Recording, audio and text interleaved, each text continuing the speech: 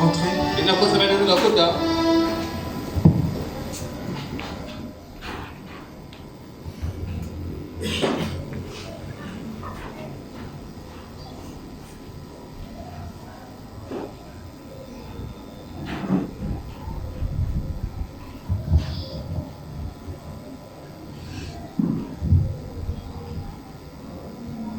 Voici le livre de la postérité d'Adam. Lorsque Dieu créa l'homme, il le fit à la ressemblance de Dieu. Il créa l'homme et la femme. Il les bénit. Et il les appela du nom d'homme. Donc deux esprits dans une seule chair. Amen. Deux esprits dans une seule chair. Oui. Autrement dit, deux personnes dans une seule chair. Et ces deux personnes dans une seule chair étaient appelées Adam. Lorsqu'ils furent créés, Adam était âgé de 30 ans.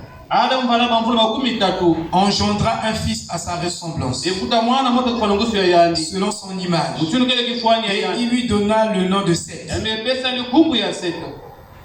Et Frère Branham dit, Seth est la résurrection d'Abel que Caïn avait tué. Et Caïn est la sémence du serpent. Caïn ne se figure pas dans la lignée des fils d'Adam. Alléluia. Amen. Les jours d'Adam, après la naissance de Seth, furent de 800 ans, et il engendra des fils et des filles. Tous les jours qu'Adam vécut furent de 930 ans. Puis il mourut. Que le Seigneur ajoute ses grandes bénédictions. Amen. Shalom. Amen. Alors nous avons dit que nous sommes en train d'étudier les livres. Et dans cette Bible, nous avons cité à peu près 16 livres que Dieu nous a donnés, auxquels nous devons nous appuyer. Mais si nous étudions encore un peu plus à fond la Bible, nous allons constater qu'il n'y a pas que 16 livres. Il y en a plus de 16. Amen. Amen. Il faut que nous nous situions. Il y a plus de 16. Mais pour l'instant, dans notre étude, nous avons dit, nous allons nous arrêter à 8 livres. Mais sachant qu'il y en a 16 ou plus. Mais nous allons étudier 8 livres de la Bible. Et nous croyons que ça peut nous donner une véritable base d'une dissertation biblique. Amen. Est-ce que vous me suivez? Est-ce que vous me suivez? Est-ce que vous êtes présent? Ah, d'accord. Moi aussi je suis présent. Par la grâce de Dieu. Alors donc nous allons étudier ces livres ce matin. C'est très capital, très essentiel. Il y a un serviteur qui m'a appelé, qui m'a dit, pasteur, c'est très très bénissant cette étude sur les livres. Alléluia. Vous savez, la valeur d'une chose dépend de la manière dont vous l'appréciez. Amen. La valeur d'une chose dépend de la manière dont vous appréciez cette chose. Mais c'était un grand enseignement et nous devons l'étudier forcément. Amen. Amen. Et donc vous verrez ici, nous sommes en train d'étudier la source et la lignée des fils d'Adam. Ce matin, nous allons... C'est vrai que nous avons commencé notre introduction par l'éternité, mais ce matin, nous allons vraiment beaucoup plus insister sur la source et la lignée de la généalogie des fils d'Adam, des générations qui sont venues. Et nous avons dit que le premier homme, c'est Dieu lui-même. Le deuxième homme, c'est Jésus-Christ, son fils. Et le troisième homme, c'est Adam. Et nous tous, nous sortons d'Adam. Nous sommes le produit de la source qui est Adam, qui remonte à Jésus, qui remonte à Dieu lui-même. Et quand on parle de la source, on parle de la racine. La racine. Si la racine est bonne, alors les fruits seront bons. Donc quand vous sortez d'une racine, si la racine là est bonne, alors forcément les fruits seront bons. C'est pourquoi le Seigneur Jésus-Christ a dit, on reconnaît un arbre par ses fruits. C'est que si un arbre porte des bons fruits, c'est que sa racine est bonne. Alléluia. C'est ça la vérité de Dieu. Mais si la racine est mauvaise, alors vous ne pouvez pas avoir les bons fruits. Forcément. Et Jean-Baptiste a dit, tout arbre que Dieu n'a pas planté sera déraciné. Parce que si c'est un arbre de Satan, c'est de l'ivraie, alors Dieu est obligé de le déraciner. C'est pourquoi Dieu va purifier la terre et les cieux. Et il y aura des nouveaux cieux et une nouvelle terre. C'est comme quelqu'un qui se réjouit à porter chaque fois des nouveaux habits et à manger chaque fois des nourritures nouvelles. Et nous allons rentrer dans ce point-là. C'est une promesse. Alléluia. Donc nous aurons des nouveaux cieux et une nouvelle terre. La condition dans la terre se trouve ne nous permet pas de jouir de la santé. Et en réalité, c'est la paix qui produit la santé. Sans la paix, il n'y a pas la santé. Vous pouvez avoir un foyer, mais dans ce foyer-là, tout le monde est en paix. Et je vous rassure que ce palais-là aura la joie, l'harmonie et la santé. Parce que même si tu manges bien, même si tu t'habilles bien, mais si tu n'es pas en paix, tu seras toujours malade. Alléluia. Et donc Dieu nous a garanti par une nouvelle terre et des nouveaux cieux, il y aura la paix. Et il y a un arbre qui est là, qui sert à la guérison des nations. Et chaque année, cet arbre produit un fruit nouveau. J'aime vivre là-bas. Et j'aime voir ça. Parce que c'est ce que Dieu nous a fait. Nous voulons voir ça. Nous voulons voir. Chaque année, l'arbre là produit des fruits différents. Cette année, le même arbre, quel fruit? Une autre année, un autre fruit. Tous ce fruit qui servent à la guérison des nations. Et Frère Branham dit, cet arbre-là, c'était la paix. Et la paix que Jésus-Christ nous donne. Et il dit, l'ONU ne nous donnera pas cette paix-là. Aucune institution au monde ne peut nous garantir la paix.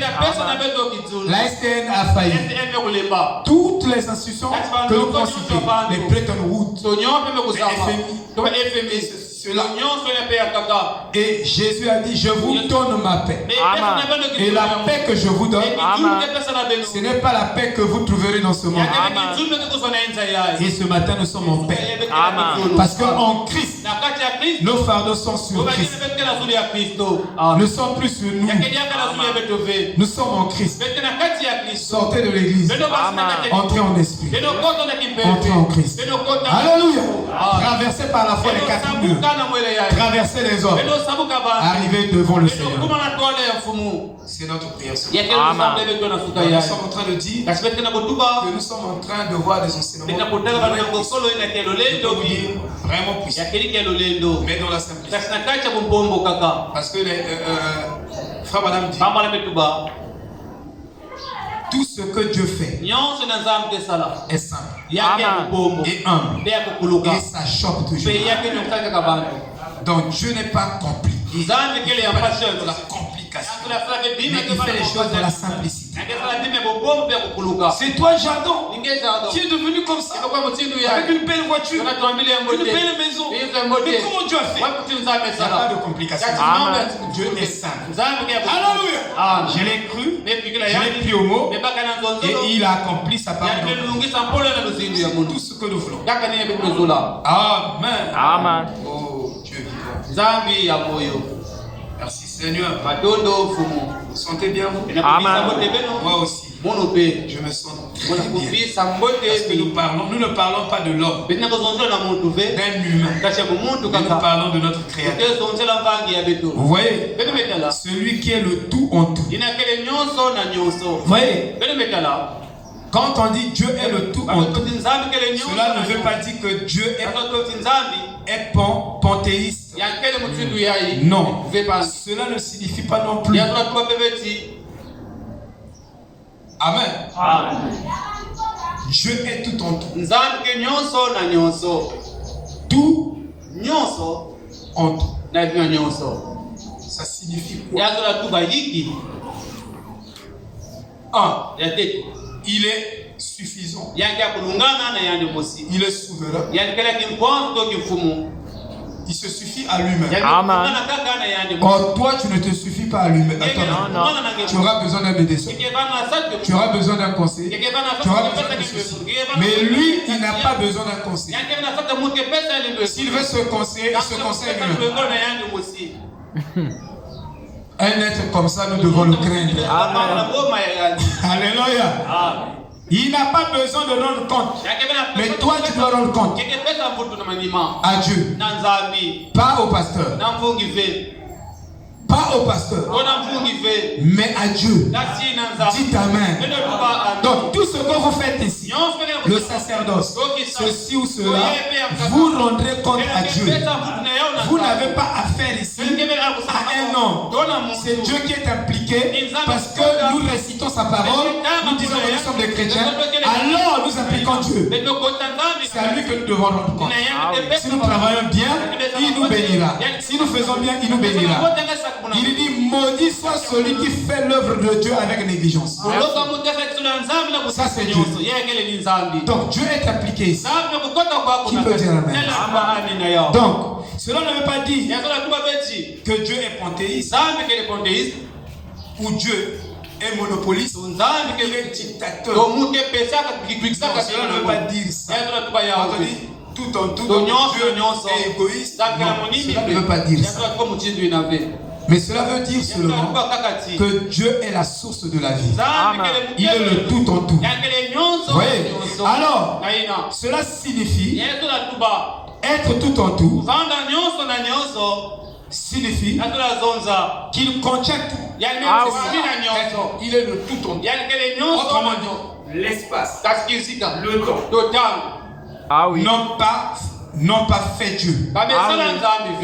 Mais c'est Dieu qui a créé l'espace. Donc au départ, il n'y a pas le temps, il n'y a pas d'espace. Mais tout vient de lui. Parce qu'il est le tout en tout. Donc il contient tout. Il contrôle tout. C'est comme nous avons dit, ce n'est pas l'animal qui est sorti du sol, mais c'est le sol qui est sorti de l'animal. Autrement dit, au départ, tu n'as pas de problème. Mais c'est toi qui crée des problèmes dans ta propre vie. Donc s'il y a des problèmes, c'est toi-même qui les crée. Frère Branham dit, quand tu es né de nouveau, tu deviens un créateur en miniature. Donc tu peux créer une création et vivre dans cette création. Tu peux créer un enfer toi-même. Tu peux créer un paradis toi-même. Et tu peux créer un paradis qui t'emmène en enfer. Mais tu peux créer aussi un paradis qui t'emmène au paradis. Vous dites, c'est une parabole. Alléluia. Amen. Parce que si tu penses que le bonheur ou la vie, c'est ceci, c'est ceci, c'est ceci, tu vis là-dedans, tu te plais là-dedans, tu es satisfait là-dedans, mais en réalité c'est l'enfer que tu as créé. Ça n'a rien à voir. C'est ce que Frère Branham appelle l'Éden de Satan. Le diable a pris 6000 ans pour créer son Éden. Dieu a pris 6000 ans pour créer son Éden. Le diable a fait la même chose. Copie déformée. Il a copié la perverse. Parce qu'il n'est pas un créateur. Il n'a pas ses propres valeurs. Donc, tu peux créer des choses qui te satisfassent. Je ne sais pas si c'est comme ça qu'on dit ou qui te satisfont. Mais ce n'est pas la norme de Dieu. Amen. Ça veut dire que Dieu est disposé à vous conduire là où vous avez votre penchant.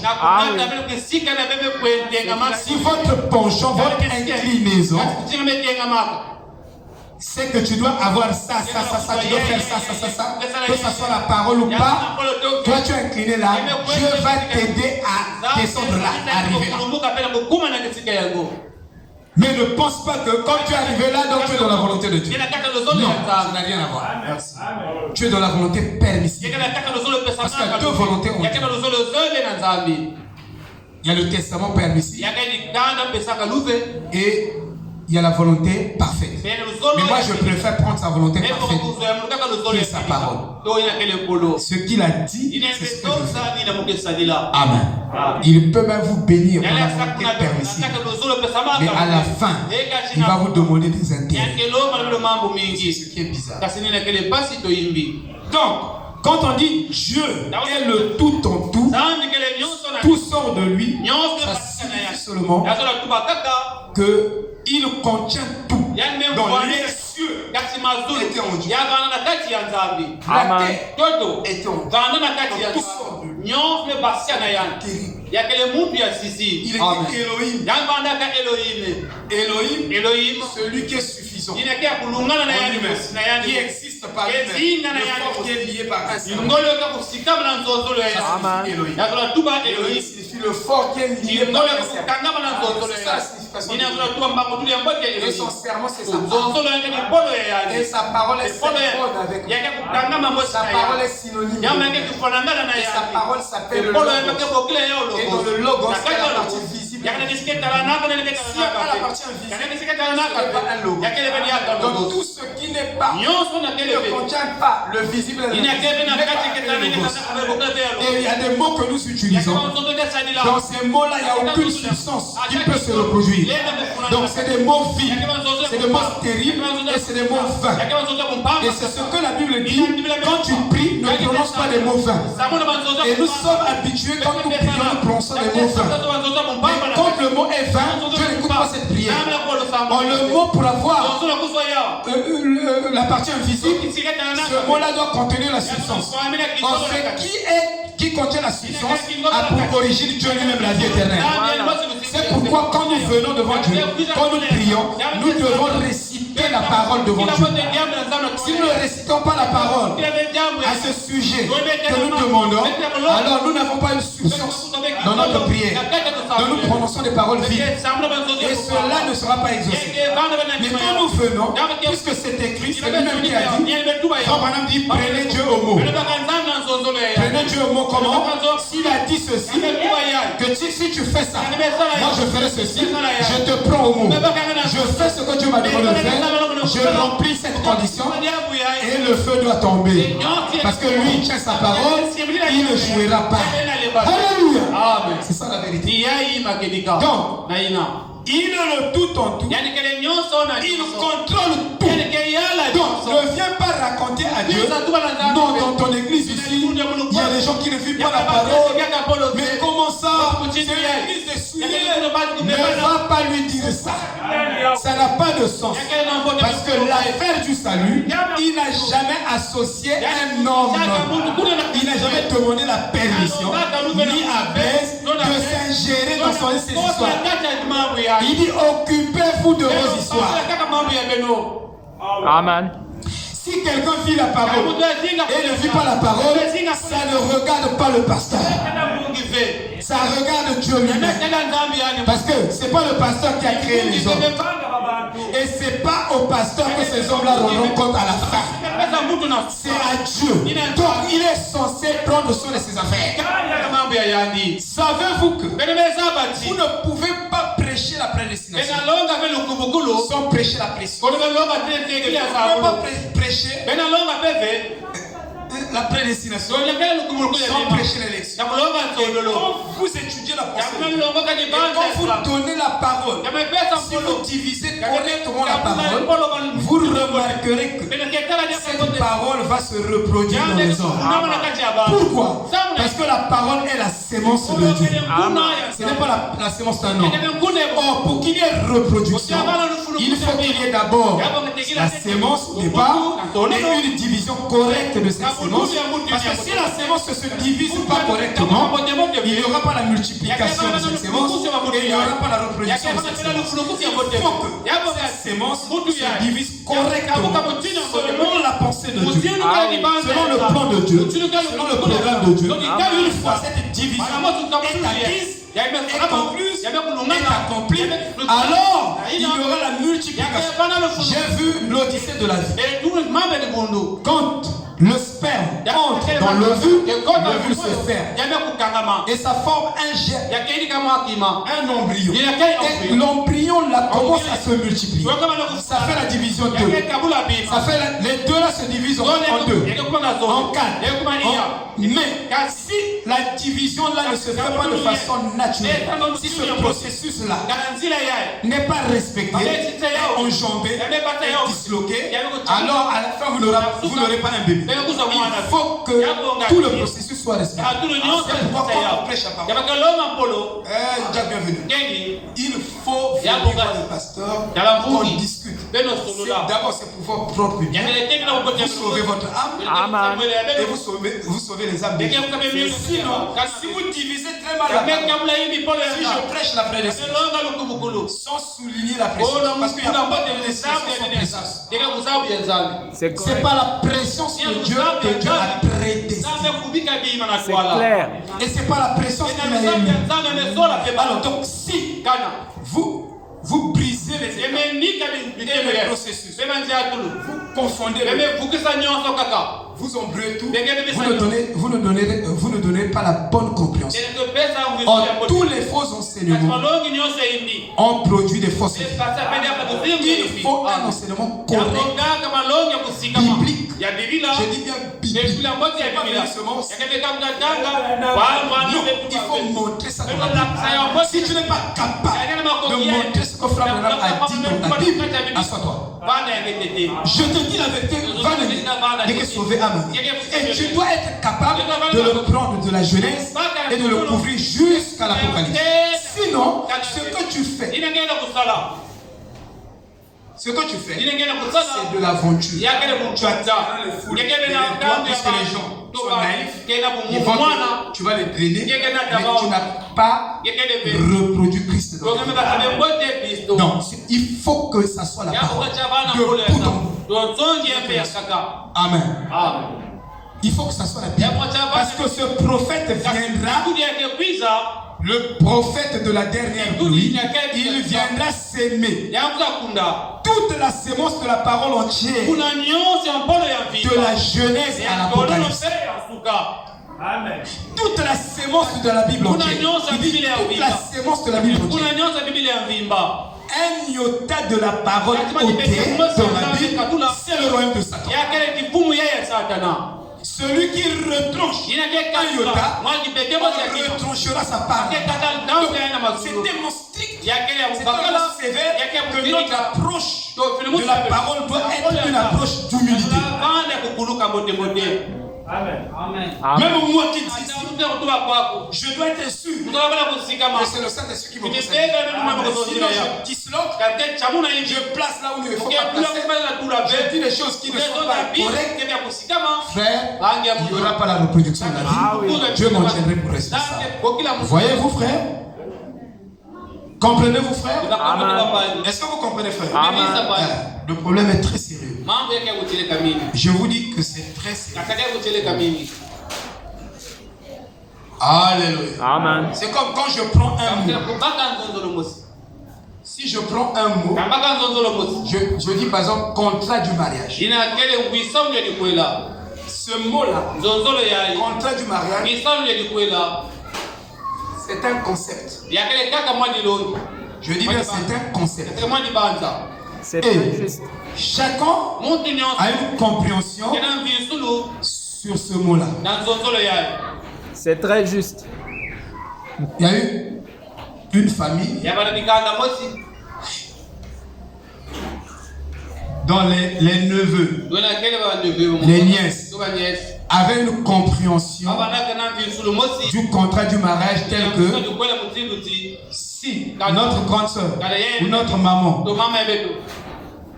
ou tante se mariait, et si le mariage ne marche pas, on va les divorcer, on va les remarier à quelqu'un d'autre. Voilà la conception qu'ils avaient de ce mot contrat du mariage. Mais quand on dit contrat du mariage, ça veut dire quand vous vous mariez, réellement, vous ne devez plus vous séparer. Ah oui, c'est très juste. C'est jusqu'à ce que Paul dit, hein, il n'y a que la mort qui peut vous séparer. Mais pas de problème. Quand tu as un problème, vous devez l'arranger. Si vous ne l'arrangez pas et vous pensez que le divorce c'est la solution, frère, tu n'as pas la compréhension de ce mot mariage. Donc quand tu te maries, c'est pour le bon. Et ne souhaite pas la mort de ton conjoint. Si tu commences à voir, tu ne vois plus clair. Tu dis, non, c'est local. Parce que quand tu le fais, c'est toi qui vas mourir. C'est bien que je dis. Donc c'est spécial pour foi.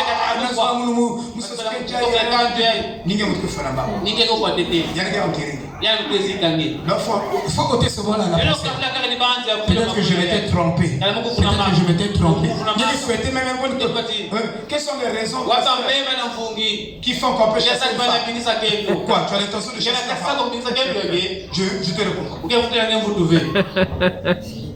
Je vous dis c'est vrai. Dans la blague. Mais c'est la vérité. Il y a beaucoup de choses qui passent dans les pensées des gens qui sont futiles. C'est pas ça, frère Boulanger. Hein? C'est pas ça. Voilà. Donc, nous devons faire attention. Quand nous entrons dans le mot que nous utilisons, nous devons l'enseigner dans la compréhension. Sinon, si tu enseignes par rapport à ta compréhension, tu enseignes un mot. Et si ce n'est pas sûr, parce que lui, il est venu donner la pensée de Dieu. Si ce n'est pas la pensée de Dieu, c'est ta propre pensée. Tu auras des problèmes. Tu auras des problèmes. Tu vas remarquer que tu vas tirer le Amen. Je vous fais pas peur. Venez vous réfléchir. Non, c'est correct. Je vous dis seulement qu'il faut parfois qu'on discute. Là où vous ne voyez pas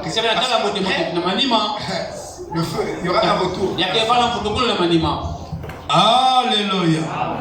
Donc, le temps était vraiment imparti.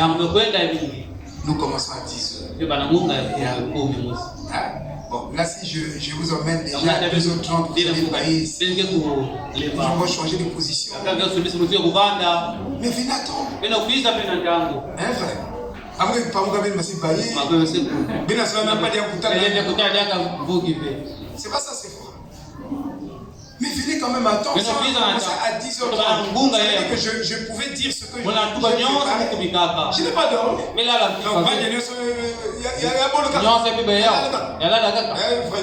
Donc, donc je vous emmène à 3h30 de prédication. Comme ça, ça va vous discipliner. Vous allez venir ici à 9h. C'est bon. On peut aller, non? Bravo pour toi. Église. Tu commences à réfléchir. On peut aller. Ok, merci. Bravo. Donc, quand on dit Dieu est le tout en tout, donc il contrôle tout. Aucun de nous est le tout en tout. Et dans le tout en tout, il y a l'éternité, il y a le temps, il y a l'éternité. Quand tu dis Dieu est le tout en tout, donc il y a l'éternité, il y a le temps, il y a l'éternité. Autrement dit, il est le tout en tout, il est alpha et l'oméga. Et dans l'oméga, vous avez déjà alpha. Dans la Genèse, ou plutôt dans l'Apocalypse, vous avez aussi la Genèse dans l'Apocalypse. Donc si vous avez le livre d'Apocalypse, il faut que, en lisant l'Apocalypse, que vous voyez Jean dans l'Apocalypse en train de ressortir la Genèse. Ça, c'est l'alpha et l'oméga. Alléluia.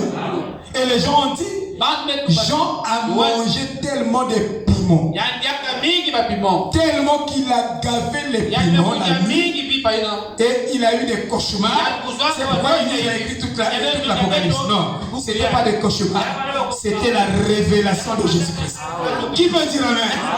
C'est Jésus-Christ qui est venu lui révéler sa pensée au cours des âges, depuis le commencement jusqu'à la fin. Et il y a donc deux livres que le diable n'aime pas. Écoutez ton part. C'est la Genèse et l'Apocalypse. Parce que dans la Genèse, il est décrit les premières actions de Satan contre l'humanité. Et dans l'Apocalypse, sont aussi décrits les dernières actions de Satan et son élimination sur la terre.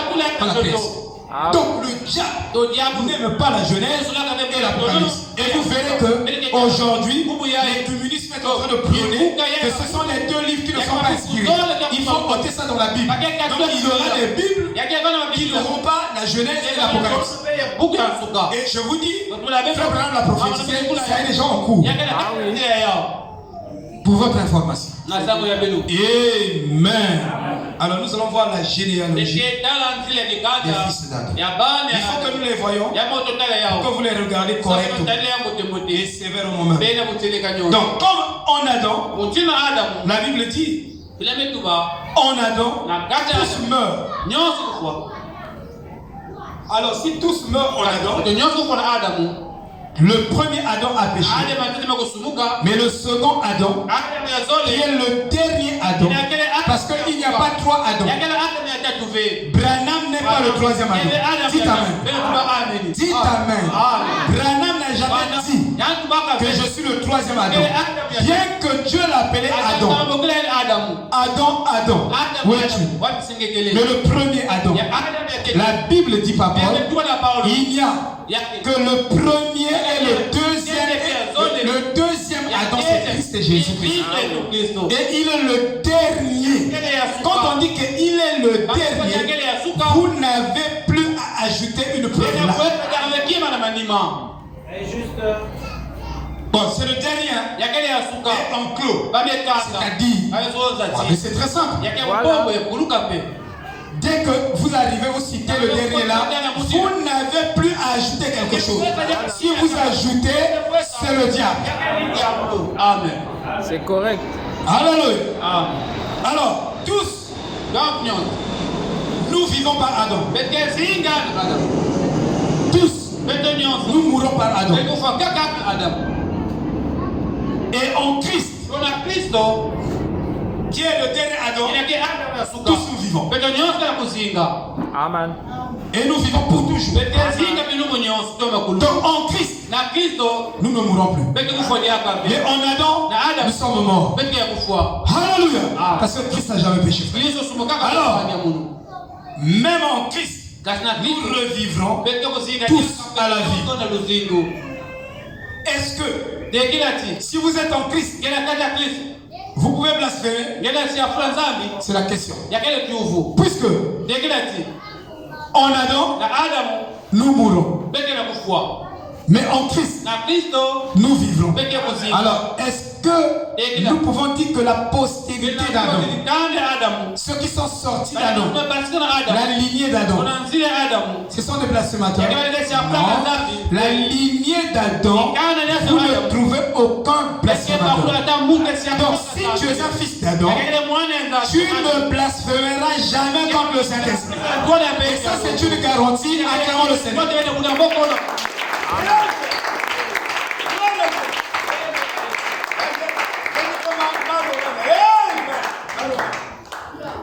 Nous sommes des fils de Dieu et nous sortons droit d'Adam. ne sont pas des blasphémateurs. On ne peut pas blasphémer. En Christ, non. Dans l'église, oui. Tu es un membre de l'église et tu n'es pas plus qu'un membre de l'église. Tu dois être plus qu'un membre de l'église. Tu dois être un chrétien. Chacun a une religion ici. Mais tu dois avoir un plus par rapport à cette religion-là. Alléluia. Parce que cette église ne t'emmène pas au ciel. L'ancien évangile ne te sauvera pas. C'est un tremplin qui t'aide à être sauvé. Le pasteur est une aide. Il ne te sauve pas. Il n'est pas un sauveur divin. Mais c'est une aide seulement qui t'emmène vers une direction. Savez-vous que Frère Branham dit, la direction ce n'est pas Dieu, mais c'est l'homme qui donne la direction vers Dieu. Autrement dit, Dieu est obligé d'utiliser un homme pour nous montrer Dieu. C'est comme ça que Dieu a établi ça. Donc, l'homme a sa place, Dieu a sa place. Nous ne confondons pas les choses. Amen. Oh là là. Donc, la Bible disait que nous ne pouvons pas liser toute la Bible. Toute la Bible, la Genèse à l'Apocalypse, on ne dira jamais qu'un fils de Dieu qui est de la lignée d'Adam a blasphémé. Ça n'existe pas. Vous voyez, la parole de Dieu dit distinctement que votre nom était écrit avec l'encre du sang de Jésus avant que une étoile ou un atome puisse exister dans le monde.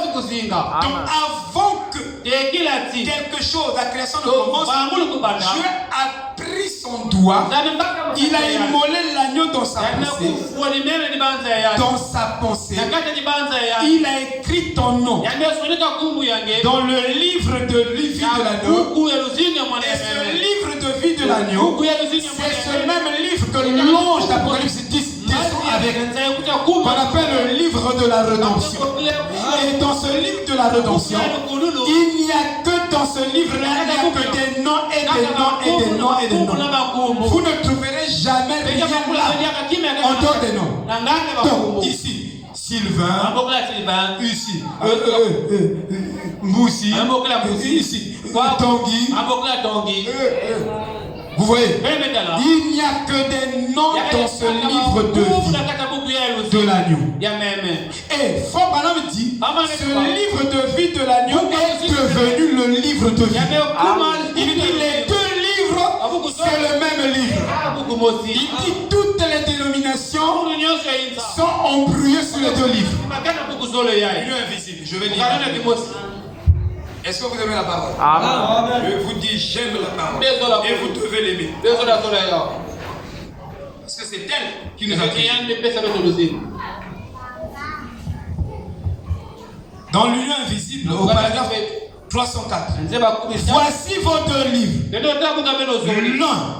est le livre de vie de l'année. Dans celui-là, votre nom a été prédestiné à être là. Donc, aucune église ne peut être le nom de Sephora, le nom de Charlie, le nom de Maman Anne, écrit avant la fondation du monde. Savez-vous que l'étude des livres vous fait comprendre que même si vous êtes né illégitimement, parce que parmi nous, il y a des gens qui sont nés des mariages illégitimes. Et en Israël, tout enfant qui est né des parents illégitimes, qui n'étaient pas mariés légalement devant Dieu, alors ces enfants-là ne pouvaient pas entrer dans le temple de Dieu. Mais nous sommes nés des parents polygames. Et quand nous venons, papa a eu 2 femmes, 3 femmes, 4 femmes. Et tu es né là. Est-ce que vous voyez? Tu es né là.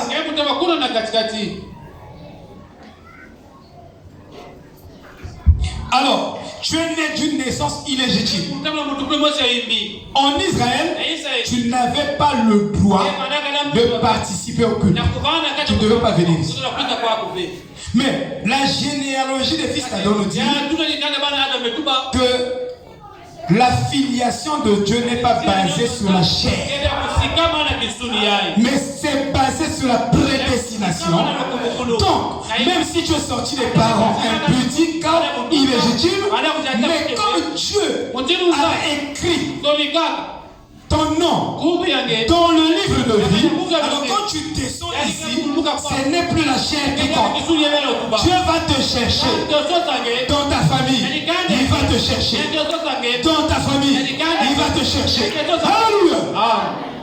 Même dans la dénomination, il va te chercher. Partout où tu t'as il va te chercher.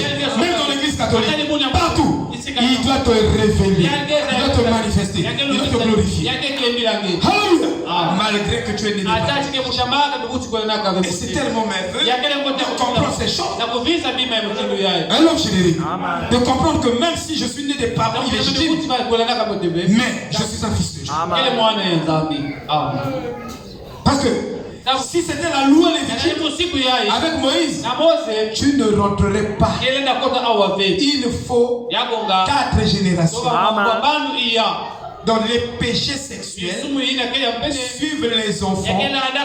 Je dis bien les péchés sexuels ont des conséquences fâcheuses sur toi et sur toutes les générations qui viennent après toi. C'est pourquoi quand toi tu te compares avec l'histoire du sexe, sache que tu es en train de maudire ta progéniture. Qui peut dire amen à ça? On te voit avec une femme, tu te fatigues, moi je dis la femme là, tu vas là-bas, tout ce que tu fais, tu maudis ta lignée jusqu'à la 4e et la 5e. Vous voyez quelle malédiction que tu portes sur tes enfants, sur ta famille. Alléluia. Parce qu'il y a des frères qui non seulement il a sa femme, mais il a peut-être 50 copines. Surtout que dans le message, je vous dis dans le message, toutes les sœurs sont belles. Vous n'avez pas dit amen. Mais c'est la sémence d'Adam.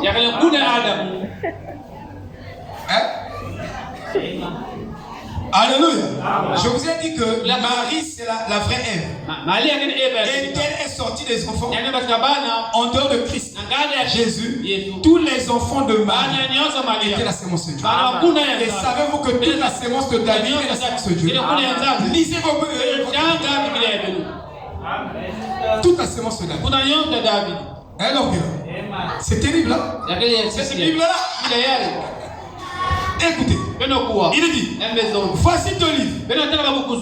Dans celui-là, votre nom a été prédestiné à être là. Et il ne peut pas disparaître de là. C'est Dieu qui t'a choisi. Ça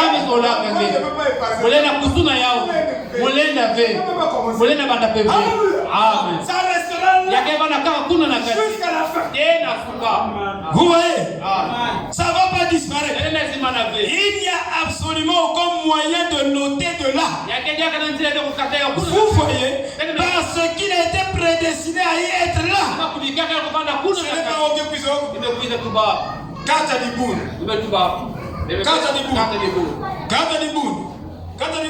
Payez-moi. Même dans le Zikoulo, même quand tu as dit Bouna, il y a des personnes à cotisation. C'est un personne à cotisation. Comment est-ce que oh, ici là, c'est déjà écrit. Ça restera là.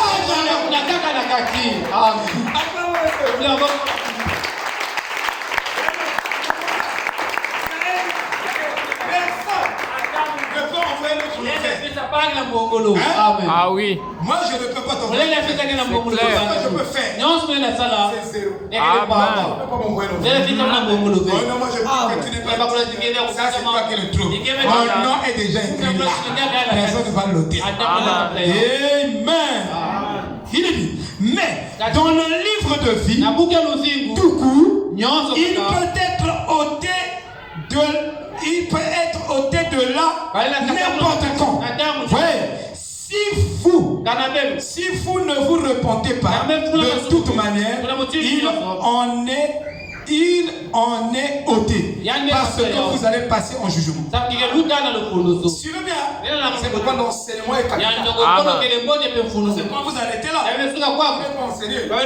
Vous voyez, il y a une différence entre le livre de vie de l'année et le livre de vie. Suivez bien, frère. Il dit, je saute. J'arrive ici au paragraphe 308. Allez vite. Il dit ceci. Voilà votre nom dans le livre de vie. Il a dit le livre de vie de l'année. Il dit, voilà votre nom dans le livre de vie. Et pourtant, il a dit ici que ce nom peut être ôté dans le livre. Mais ici, Frère Branham n'a pas fait des erreurs. Il peut se mettre à dire un mot, à dire quelque chose. Il est en train de dire, il peut se tromper dans ce qu'il est en train de dire. Mais avant qu'il termine son discours, le Saint-Esprit va redresser cela. Voilà le mystère qui se passait avec le mystère du frère Branham. Alors il dit, voilà votre nom dans le livre de vie. Il ne dit pas le livre de vie. Et pourtant il a dit dans le livre de vie on peut ôter. Mais il dit ici, voilà votre nom dans le livre de vie. Écoutez, il dit le livre de vie. Le livre de vie, c'est la parole de Dieu. La parole de Dieu n'est pas censée avoir de retranchement. Suivez bien. Il dit, parce que la parole est Dieu. Voilà, il dit, et Dieu seul est la vie. Il dit, alors votre nom a été représenté dans la Bible. Quand tu lis la Bible, tu es en train de lire ton nom dans la Bible. Si tu lis la Bible de Genèse, tu ne trouves pas ton nom, alors donc ton nom n'est pas dans le livre. Mais en réalité, chacun qui est prédestiné, en lisant la Bible, doit lire son nom, doit voir son nom. En Frère Branham, qu'est-ce que le nom? Il dit le nom c'est la nature. Donc, si je lis la Bible, je vois la nature de la Bible. Et ma nature, c'est la même nature que j'ai déjà vu. Alléluia. Amen. Oh, c'est quoi le nom? C'est comme il disait. Il dit le nouveau nom que Jésus donne aux vêtements, qui est écrit sur le caillou blanc. Il dit ce nouveau nom, c'est ta nouvelle nature. C'est ta nouvelle vie. C'est ta vie restaurée. Alléluia. C'est ta condition restaurée. Parce que quand nous sommes nés, nous avons manifesté la vie du péché.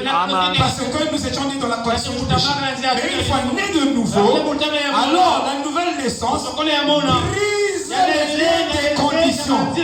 Vous introduit dans la condition restaurée. Et dans cette condition, vous pouvez bien manifester la nature d'un fils de Dieu. Si tu n'es pas né de nouveau, tu ne peux pas manifester ta nature prédestinée. C'est pourquoi Jésus a dit, vous devez naître de nouveau. Il savait qu'en naissant de nouveau, vous allez manifester votre condition restaurée. Votre nature prédestinée. Il y a des œuvres qui sont liées à cette nature. Quand cette nature est vivifiée, il y a des œuvres. Celui qui ne partageait pas devient gentil. Je vous dis, j'ai vécu avec le pasteur Alain. Il a fait économie comme moi. Mais lui, pour te donner même 100 francs, il doit réfléchir 1000 fois. Je vous dis. Maintenant, Dieu a vivifié son âme. S'il voit que ça c'est une cause juste, je vous dis instinctivement, il te partage, il te donne sans réfléchir. Frère Branham dit, quand c'est réfléchi, ce n'est plus un avec vous.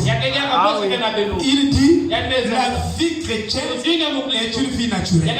En réalité, même la guérison divine, nous devons arriver à un stade, à un endroit où la guérison divine devient naturelle dans les gens. Il dit, quand vous avez Christ Il dit tout ce que vous êtes, tout ce que vous faites est un miracle. Même votre façon de regarder est un miracle. Votre attitude est un miracle. Votre façon de parler est un miracle. Tout ce que vous dites, même votre shalom est un miracle. Quand je dis shalom, c'est un miracle. Vous tous guéris. Vous voyez? Donc notre problème, c'est que nous ne sommes pas arrivés à un certain endroit. Et nous devons marcher jusqu'à la terre. Et je vous dis, nous ne pratiquons jamais le message. Juste, je vous dis, nous n'avons jamais pratiqué le message. Tout ce monde, tout le monde, dans le message, nous ne pratiquons pas le message. Ce que nous faisons, c'est rien à voir avec la vie. Vous ne pouvez pas. Écoutez très bien. Vous ne pouvez pas prêcher la doctrine sans condition. Et les promesses de Dieu sont conditionnelles. Savez-vous que dans Jacques, il est dit priez les uns pour les autres afin que vous soyez guéris. Il y a une condition. Si moi je ne prie pas pour toi, je prie seulement pour moi, il n'y aura pas la guérison. C'est pourquoi tu es malade, parce que tu es égoïste. Toi, ce qui compte pour toi, c'est toi-même. Il n'y a que toi qui as des problèmes. Les autres n'ont pas de problèmes. Mais je vous dis, là où Salomon dit, là où se trouvent les bœufs, c'est là où se trouvent les matières fécales. Je ne sais pas comment appeler ça. Frère Sylvain, je n'ai pas grandi au village. Moi, j'aimais grandir au village. J'aimais pour moi grandir au village. Je n'ai pas eu cette classe. Salomon dit, quand, je ne sais pas s'il faut, là où vivent les bœufs, c'est quoi? Aidez-moi. C'est... Prenons pas. Dans le parc des bœufs, vous avez le parc des bœufs. S'il n'y a aucun bœuf, vous ne verrez pas les saletés. Appelons ça comme ça. Vous ne verrez pas même un grain, une graine de saleté.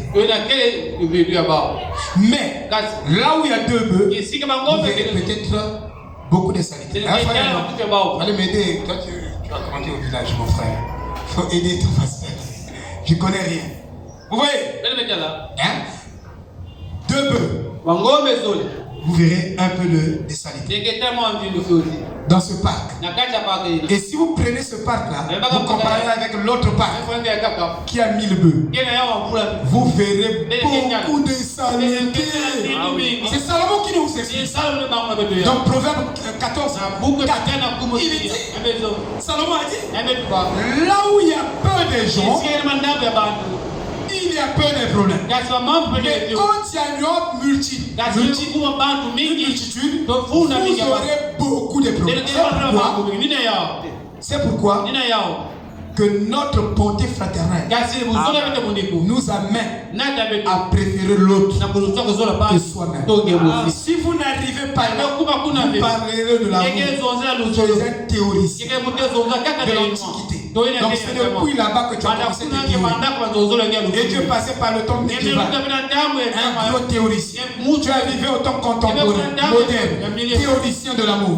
Il y en a beaucoup. Et dans le message, l'amour que nous appelons, c'est un amour scientifique. Il faut appeler ça comme ça. Il appelait notre amour un amour scientifique. Il dit c'est un chrétien scientifique. Mais nous voulons être des chrétiens. Vous allez dire, oh, mais frère, lisez votre Bible. Dieu n'a pas utilisé beaucoup pour prononcer l'évangile. Salomon nous a donné les proverbes. Il n'était pas lettré. Il n'était pas lettré. Étudiez bien l'origine de l'histoire de Salomon. Ce n'était pas des gens qui n'étaient pas partis à l'école. Et s'il y a un intellectuel, un grand intellectuel que Dieu a appelé dans le ministère, c'est l'apôtre Paul. Lui là, c'est un grand. Il était talent, un coude, soumon. Mais tous ceux-là que Dieu a dit, puissamment même, comme Paul, ils n'étaient pas des lettres. Salomon n'était pas lettre. Vous voyez, mais il nous a dit des choses de sagesse qu'un lettré qui a le doctorat de la théologie, de ceci, va s'achever. Alléluia. Voilà. Il est dit, alors votre nom a été représenté dans la Bible avant que la Bible soit écrite. Avant que la Bible soit en parole. Et si vous êtes ici pour accomplir cela, n'est-ce pas qu'elle va confirmer cette parole, l'Assemblée de Dieu? N'est-ce pas l'Église va confirmer, il dit, confirmer ce qu'elle même, elle est la parole.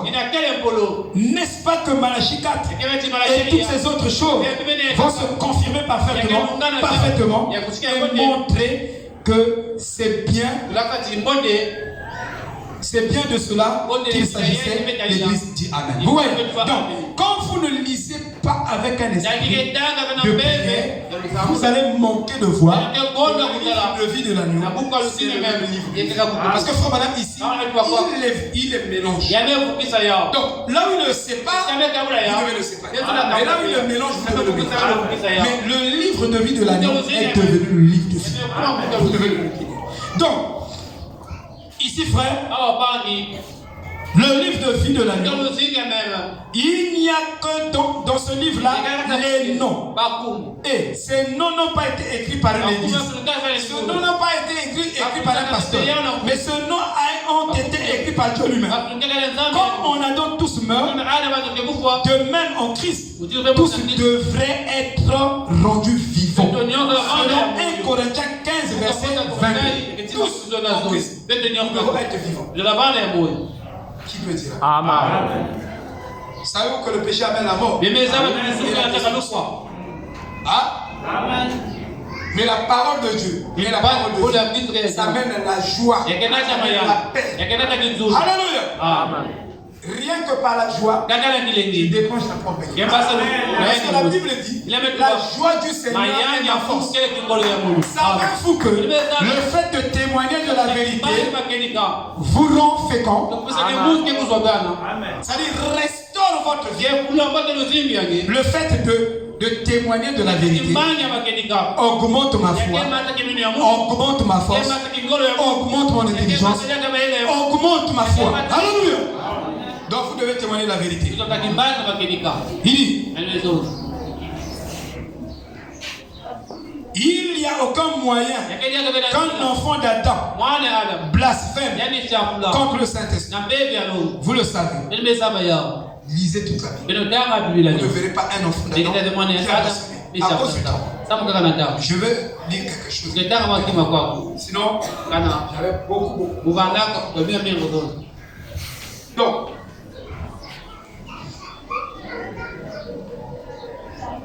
ici, dans Genèse, chapitre 2, verset 20, verset 20 à 22-25. Nous n'allons pas lire tout. Maintenant, voyons ici quelque chose. Le commandement que Dieu a donné de multiplier et de transmettre la vie était donné par Adam. Amen. Je vais vous dire, entre la naissance virginale et la naissance originelle, quelle est la naissance qui est plus mystérieuse? Alors, frère Madame reprend. Il dit la naissance ordinaire est plus mystérieuse que la naissance verbale. La naissance virginale est appelée la naissance verbale. Parce que Gabriel est venu. Il a dit tu concevras. C'était verbal. Alors tu concevras un fils. Sera le salut des nations. C'était verbal. Il n'y a pas eu fécondation. Vous voyez, il n'y a pas eu accouplement. Mais seulement de façon verbale. Marie n'a pas douté. Quand vous ne doutez pas d'une parole de Dieu, alors vous devez produire Christ. Vous devez enfanter une bénédiction. Si la bénédiction n'est pas enfantée, parce qu'il il y a des doutes, si je dis, Songwalagi reçoit les enfants dans le Jésus, si elle ne doute pas, elle voit ça comme ça, demain elle viendra ici enceinte. Sœur Yves reçoit les enfants dans le Jésus-Christ. Si elle ne doute pas de ce que je dis, de ce que Dieu a dit, alors elle concevra. Ado reçoit les enfants dans le Jésus-Christ. Notre problème, nous avons un vrai problème. Nous avons gravement des problèmes. Parce que nous avons des raisonnements. La foi ne raisonne pas. La foi n'est pas dans les processus. Parce que vous allez regarder les processus. Non, moi, il faut d'abord avec la méthode d'Ogino, si je vais dans la période là, frère, ma soeur, moi j'ai fait ça. Dieu est venu me dire, j'ai fait une année. La soeur ne concevait pas. Une année. Nous partons en deuxième année. À bientôt, on va terminer deuxième année. Mon beau-père est venu me voir. Je m'inquiète. Pourquoi Colette ne me pas au monde? Moi, il dit, papa, ne t'inquiète pas. Toi, il n'y a pas de sorcier. Qui peut dire amen? Vous savez que votre foi agit dans votre propre croyance. Si vous croyez tellement aux sorciers, vous bloquez votre foi. Sorcier ou pas sorcier, si Dieu a donné la promesse, je crois Dieu. Dieu est au-delà de la sorcellerie. Entre Dieu et le sorcier, qui est plus fort? C'est comme si vous voulez dire que le sorcier est plus fort que Dieu. Moi je me fous du sorcier. Amen. Vous savez qu'il fait quand je fais des déclarations, il fait les déclarations. C'est pas à moi de combattre. Ah oui. Dieu m'a dit, prêche, je t'appuierai. Ah oui. Et je combattrai à ta place. Je dors. Quand je dors comme un fils. Et Dieu a promis à ses enfants, quand vous dormez, vous devez dormir en paix. Au nom de Jésus-Christ. Votre sommeil ne sera pas troublé. Parce que celui qui garde Israël ne sommeille ni ne dort. C'est très juste. Alléluia. Mais toujours les sommets.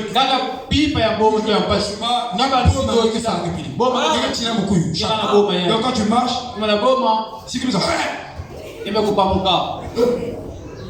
un jour, j'étais à Bota. Je rentrais. Dans l'enceinte. Là où on louait là. L'enfant du papa là, il avait des crises de fou. Quand je rentrais là, frère, vous allez là où on a marre. Dès que je pousse le portail, oh l'enfant là était debout. Il y avait la quand je pousse comme ça, frère, vous criez beaucoup. On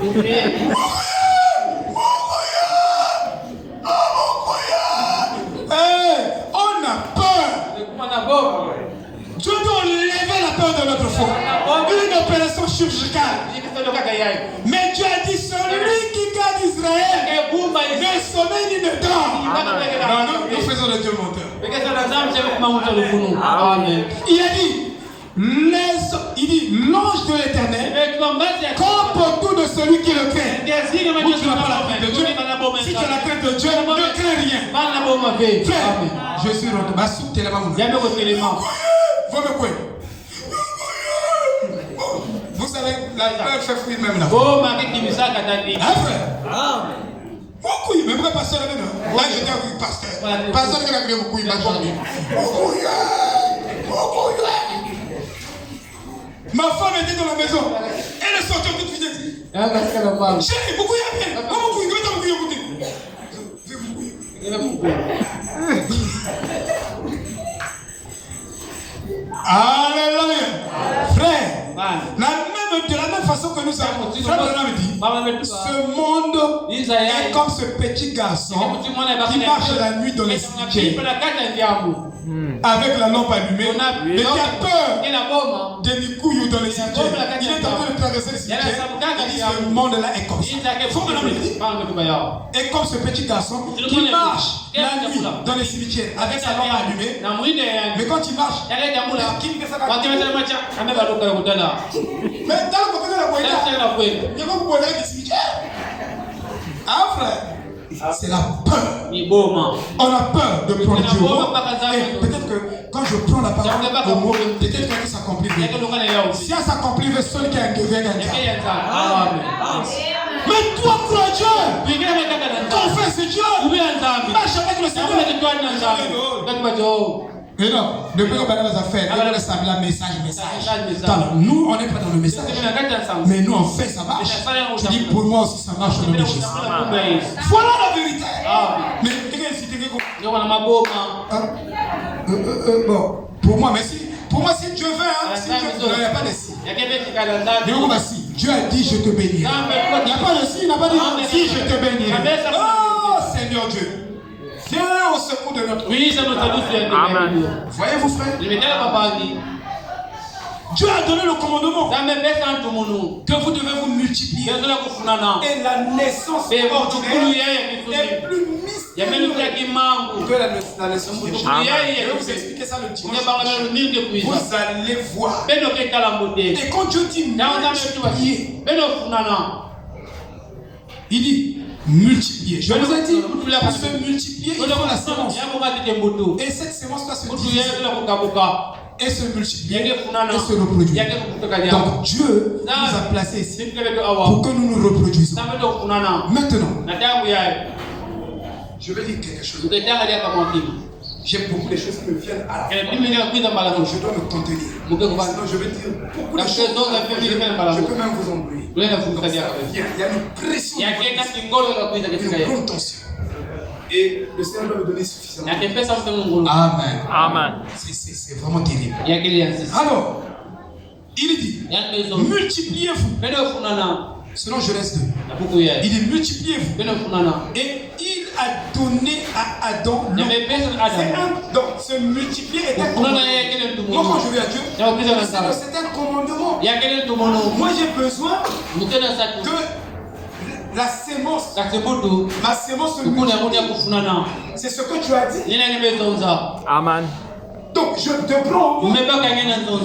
Alléluia. Et cette multiplication n'est pas seulement une multiplication spirituelle, mais c'est une multiplication physique.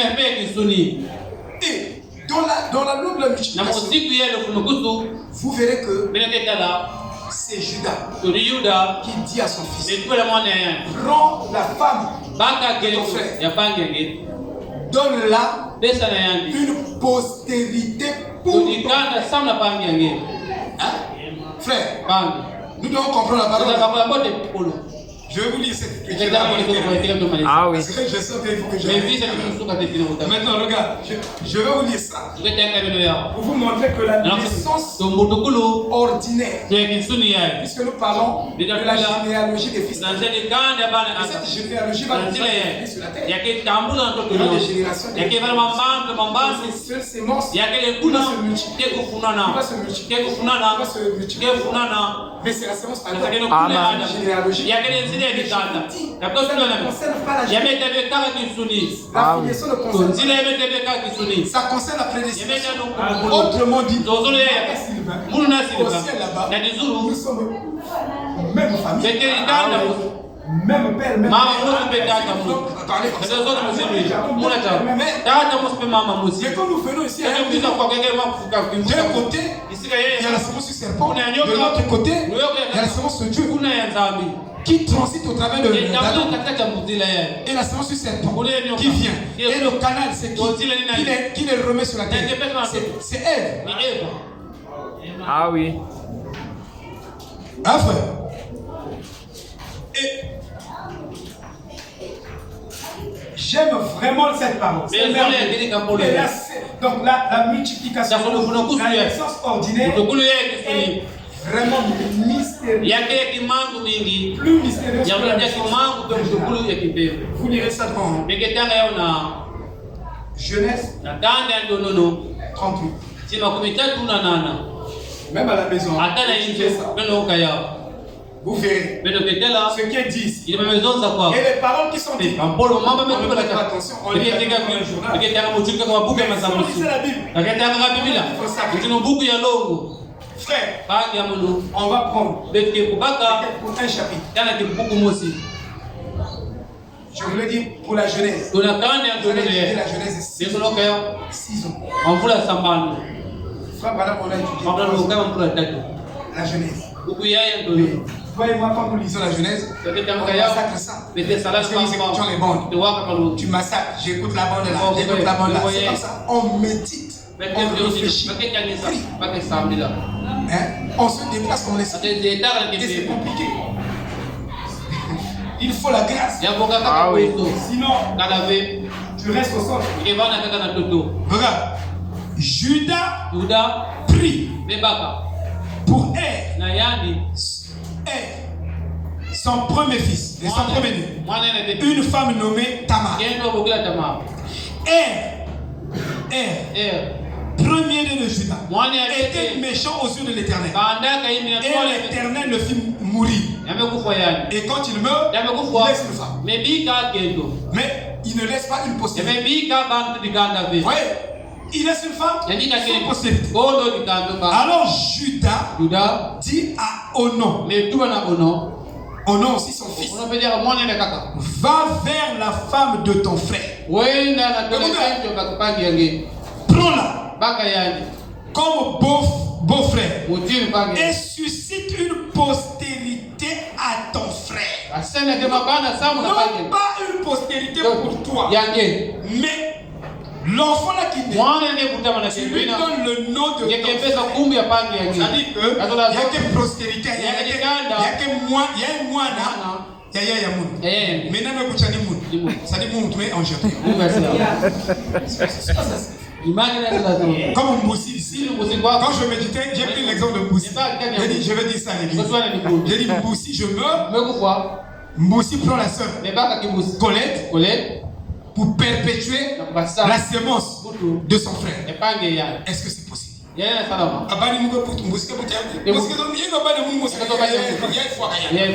je vous dis, c'est pour vous dire, la naissance ordinaire est plus mystérieuse que la naissance originale.